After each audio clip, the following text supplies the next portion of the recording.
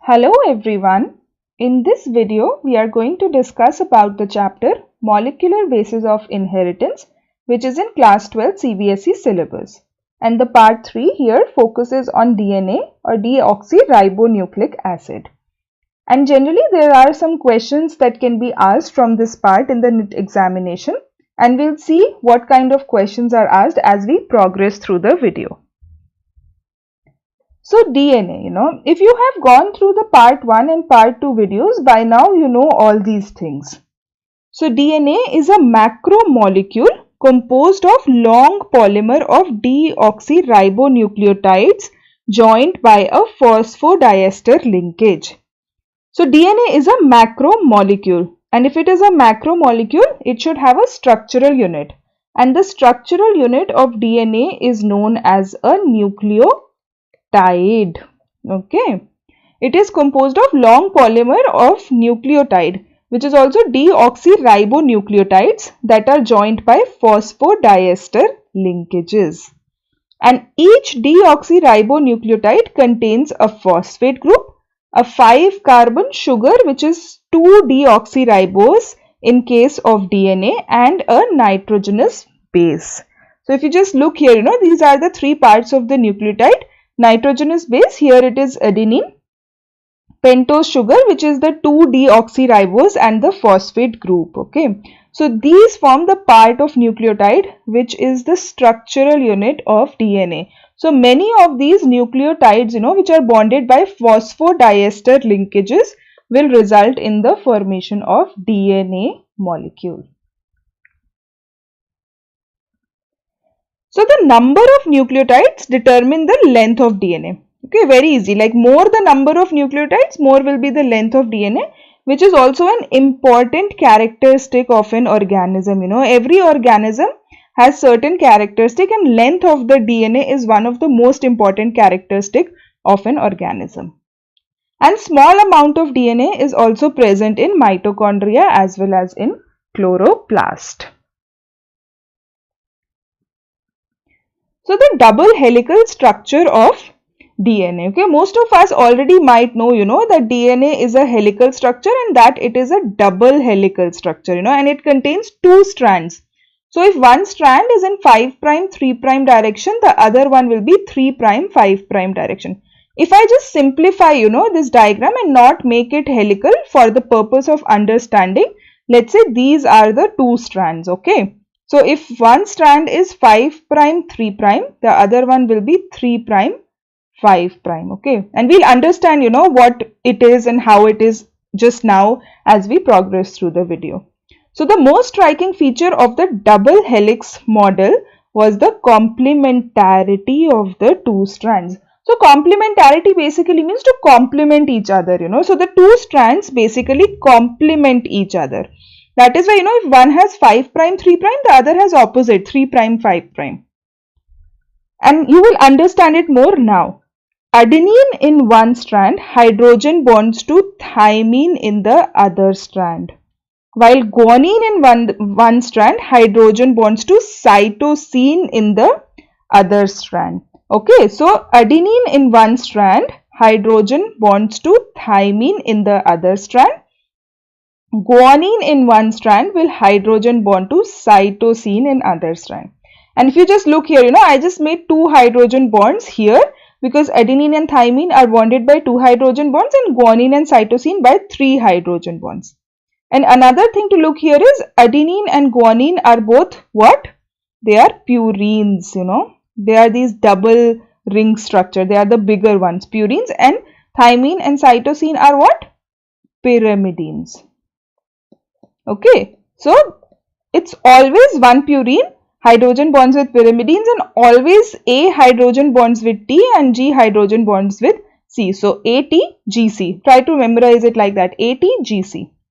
And now coming back to the complementarity of the 2 strands. Okay, so adenine in one strand. So for example, let's say here it is adenine. Adenine in one strand will hydrogen bond to thymine in another strand.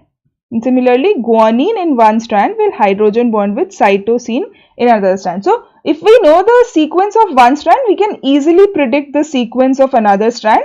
The only thing we definitely need to remember is adenine bonds to thymine, guanine bonds to cytosine, ATGC. So if the base sequence of one strand is known, that of the other strand can be predicted because of specific base pairing. Each strand of the DNA can act as a template or parental DNA for synthesis of a new strand, which would be identical to the parent strand. And now we will do like a small exercise, because if we look at the first point, if the base pair or if the base sequence of one strand is known, that of other can be predicted. So let's say the sequence, for example, any hypothetical sequence for first strand that is in 5 prime 3 prime direction. Okay, let's say here the sequence is, for example, A, T, C, C, A, G. So now along with me, try to do the sequence of the other strand. So first you need to know that the other strand will have 3 prime 5 prime polarity. Okay. So now we just do this, we'll just write down that adenine always pairs with thymine and cytosine always pairs with guanine. This is the most important thing, that you need to remember, and then it's very easy. So if this is in one strand, what will be here? A, T. Again here it is T, so here it will be A. C, G, C, G. A, T, G, C. Okay, so it is very easy. If you know one strand, if you know 5 prime, 3 prime, it is very easy to determine 3 prime, 5 prime. So this is the sequence of the second strand. Now coming to, how they will ask you in NIT examination. Okay, so whenever you report a sequence of DNA, it is always reported in 5 prime, 3 prime direction. Always remember this, so it is always 5 prime, 3 prime direction. And here what you did is that you found, so this is the 5 prime 3 prime strand, this is the 3 prime 5 prime strand. So you know the sequence of this strand, that is 5 prime 3 prime strand, and you just got to know the sequence of this because of the specific base pairing. But now in the options in the NIT examination, you will not have any of this sequence because the DNA sequence is always 5 prime 3 prime reported. If they mention the polarity, then of course yes, if they mention like 3 prime 5 prime here, then it is good. But if they do not, then you have to change the sequence. Okay, so this is 5. So what you do, you just reverse the sequence here. So C, then comes T, then comes G, then comes G, then comes A, and then comes T. Okay, so this is the 5 prime 3 prime sequence. So it is very important, just go through this. You can rewind this and you can try to do it again by yourself and then check it. Okay, so this is important from the point of view of NIT examination. So it should be very clear. So there are certain salient features of DNA double helix. The first one is the two polynucleotide strands are held together in their helical conformation by hydrogen bonding between bases in opposite strand. Sugar and phosphate constitute the backbone while bases project towards the inner side. It is very clear if you look at this figure here, It says sugar and phosphate constitute the backbone. You see, here is the phosphate group, here is the sugar. And what is this bond here? You remember this bond here is the phosphodiester bond. Okay, so this is the phosphodiester bond, and the sugar and phosphate basically form the backbone of the DNA structure, while the nitrogenous bases are projected towards the inner side. Just remember this figure. It is very easy to remember all the salient features by this figure. Okay. So the backbone is formed by sugar and phosphate, whereas the bases project towards the inner side, A, T, T, A, G, C, C. So always remember A, T, G, C. So the base pairs are held between the two chains perpendicular to the backbone, facing inside like steps of a spiral staircase. It is just like the first point that we discussed here. The base pairs are held between two chains, 5 prime 3 prime direction, 3 prime 5 prime direction. So the base pairs are perpendicular, perpendicular or perpendicular. So the base pairs, these are the base pairs. Here you see, very easy to see, these are the base pairs that are perpendicular to the backbone. What backbone? Phosphate and sugar backbone. Two anti-parallel strands running in opposite direction of alternating phosphate groups and deoxyribose sugar form the backbone of the ladder. It is a long sentence but very simple sentence, Two anti-parallel strands running in opposite direction. What does this mean? One is 5 prime 3 prime, other is 3 prime 5 prime. Okay, so that is what they mean by anti-parallel strands. Okay, so this is what is 5 prime 3 prime, 3 prime 5 prime. So these are the anti-parallel strands. They run in opposite direction of alternating phosphate group and deoxyribose. So there is phosphate group, then deoxyribose, phosphate group, deoxyribose. So it's alternating between phosphate group and deoxyribose in both the strands. Okay, and they form the backbone of the ladder. So they basically form the backbone here while the bases are projecting inwards. The complementary strands have opposite polarity. One chain has 5 prime 3 prime while other has 3 prime 5 prime. We have already discussed, one has 5 prime 3 prime, other has 3 prime 5 prime, and we know that if we know the sequence of one, we can easily determine the sequence of the other because A pairs with T, G pairs with C. So hydrogen bond pair bases in two strands. Adenine is paired with thymine by 2 hydrogen bonds, while cytosine is paired with guanine by 3 hydrogen bonds. We know this by now, right? Adenine pairs with thymine by 2 hydrogen bonds, AT, and guanine with cytosine, GC, is by 3 hydrogen bonds. Since a purine is always paired with a pyrimidine, so AG are purine, TC are pyrimidine, the distance between the two strands is always maintained. Okay, because the purines are bigger. So here adenine is big, here adenine is big, guanine is big, guanine is big.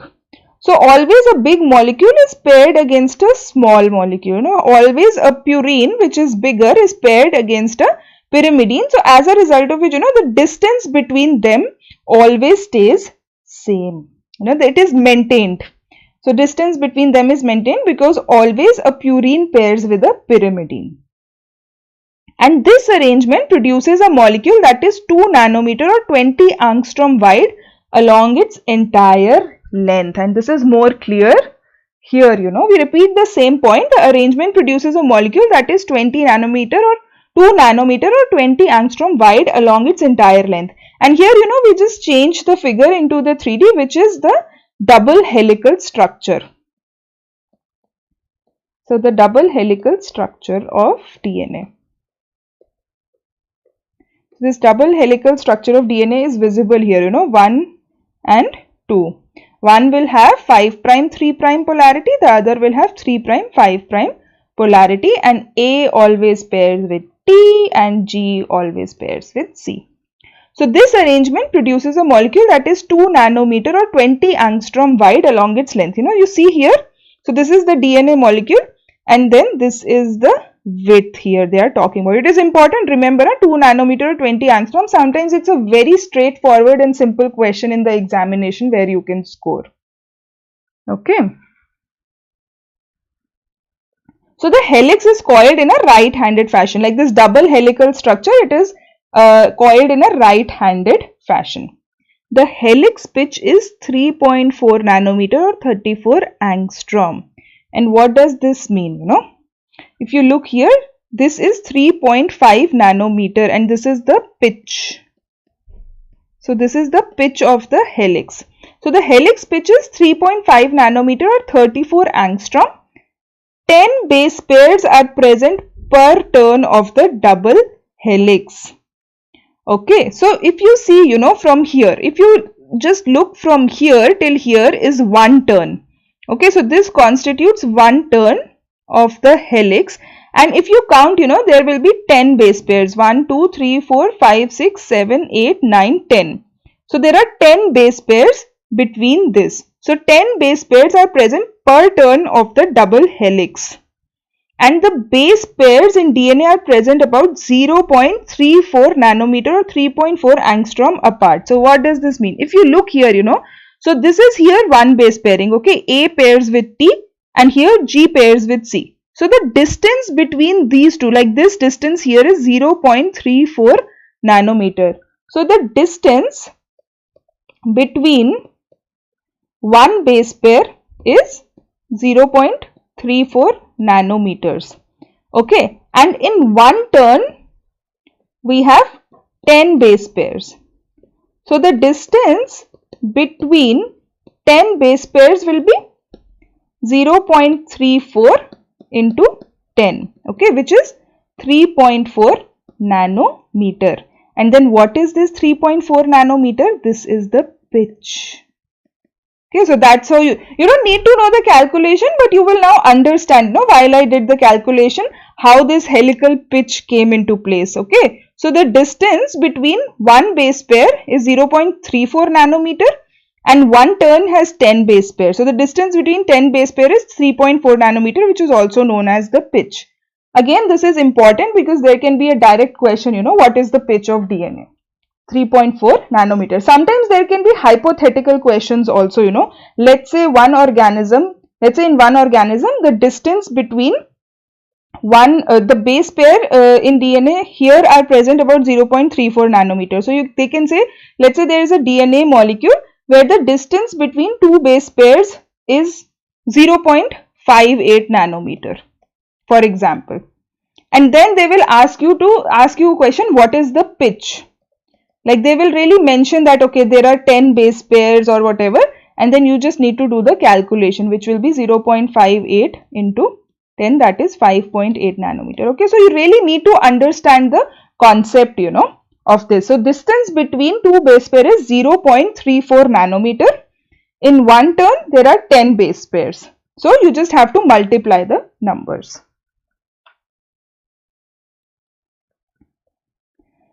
So apart from hydrogen bonds, the stability of DNA structure is achieved by stacking one base pair over the other. Okay, so we all know that there are these bonds we must have learnt in chemistry, hydrogen bonds, van der Waals bonds. All these bonds basically provide stability, they provide the energy. So apart from hydrogen bond, and where are these hydrogen bonds coming from? It is coming from A is pairing with T, G is pairing with C, and A pairs with T by 2 hydrogen bonds, and here there are 3 hydrogen bonds, So these hydrogen bonds provide energy, or they provide the stability of the DNA structure. But apart from hydrogen bond, it is also achieved by stacking of one base pair over the other. And what does that mean? We'll soon understand. The bases are located in the planes that are approximately perpendicular to the long axis of molecule. So, you see here PS, PS, PS. What is this PS, PS? Can somebody recall? If you recall, P is phosphate, S is sugar. Okay. So, P is the phosphate and S is the sugar. So the bases are located in planes that are approximately perpendicular. Okay, we also did this before, so they are perpendicular. Here the perpendicular is drawn, in this way. So they are perpendicular to the long axis, hence they are stacked on top of each other. So, you see C is kind of stacked in G, G, C. These are the stackings they are talking about. Like T is stacked above G here, C is stacked above A here. So this kind of stacking they are talking about. And hydrophobic interactions and van der Waals forces between the stacked planar bases provide the stability for entire DNA molecule, So these are very strong bonds, like the hydrogen bonds between AT and GC. They are very strong bonds that keep them together, and they also are like, what forms the basis of the DNA molecule. But in addition, there will be certain interactions here between A, C, C, G, which will be hydrophobic interactions and van der Waals forces, which will provide stability for the entire DNA molecule. Okay, it is very important which forces are involved in providing stability for DNA molecule. Then they will give you certain examples like which of the following forces are not involved. They will give you hydrophobic, van der Waals, hydrogen bond, and some other forces. So you need to know that there are three kinds of bonds, forces or interactions: hydrogen bonds, hydrophobic interactions, and van der Waals forces. So three of them will basically provide the stability for DNA molecule. And this we have already seen, the width of double helix is 2 nanometer or 20 angstrom. This you have to remember, it's here. Like the width of the DNA molecule is 2 nanometer or 20 angstrom. Okay, so the ninth is two grooves of different width are formed between adjacent turns of the helix. A wider major groove and a more narrow minor groove. You see here, like DNA is a helical structure, and you see here is the major groove.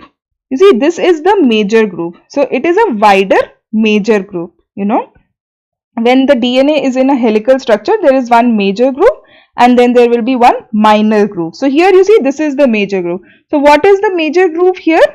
This one. Okay, and then this one. So these are the major grooves and the minor ones are here. This is the minor groove here, this is the minor groove here, this is the minor groove here. And why are these major grooves and minor grooves important? The difference between the major groove and the minor groove is important as some proteins that regulate gene expression bind to the major groove while other they bind to the minor groove. And we will see it later in subsequent parts, because DNA gets converted into RNA, which is then converted into proteins, and these proteins are basically that give, physical characteristics and everything. So for formation of these proteins, the difference is that some proteins regulate the gene expression by binding to the major groove while other bind to the minor groove. And we all know that DNA molecule has a specific structure that is called as gene, which is sequence of nucleotides. And in proteins, these sequence of nucleotides will basically determine the sequence of amino acids. Okay. And this we will discuss in more detail in the next part of the chapter. Okay, so here it is important to know that there is one wider major groove and one less wider or a narrower minor groove, and they are important during gene regulation during protein synthesis. So it is very important from this part, that you do practice the sequence, the complementarity. Okay, like if for example in 5' 3' direction, if the sequence is let's say ATGC, what will be the sequence of the other strand? And then you have to always look in the options like what is the sequence, they always mention the sequence. So you have to see, you can't just say, for example here this is 5' 3' sequence. So what will be the 3' 5' sequence here? A pairs with T, T pairs with A, G pairs with C, C pairs with G. So if you have an option, like this 3' T, A, C, G, 5', then this is perfect. You have to look at the option. So then this is fine. However, sometimes they can make it more tricky by changing the direction here, So they will just put 5' here. And it's very easy, so you just keep on G, C, A, T, 3'. You just write this sequence like this, So it is important that you practice some of these questions that are like there, and then you should know all the salient feature, like what is pitch, how much is the width of the DNA. So just go through all these salient features because there are multiple questions that can be there. Thank you for watching the video.